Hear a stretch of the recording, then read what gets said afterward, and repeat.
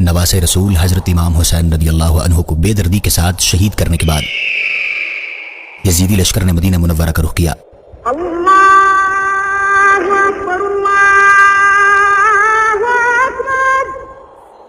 یزید نے مسلم بن عقبہ کی لیڈرشپ میں 12,000 یا 20,000 کا لشکر مدینہ طیبہ پر حملہ کرنے کے لیے بھیجا۔ اس لشکر نے مدینہ طیبہ میں 700 صحابہ کرام علیہم الرضوان کے ساتھ ساتھ 10,000 مسلمانوں کا قتل کیا۔ 5 دن تک مدینہ منورہ کی گلی کوچوں میں صحابہ کرام اور عام مسلمانوں کا خون پانی کی طرح بہاتا رہا۔ مسجد نبوی شریف کے پلرز کے ساتھ گھوڑے باندھے گئے، منبر رسول پر ناپاکی کی گئی۔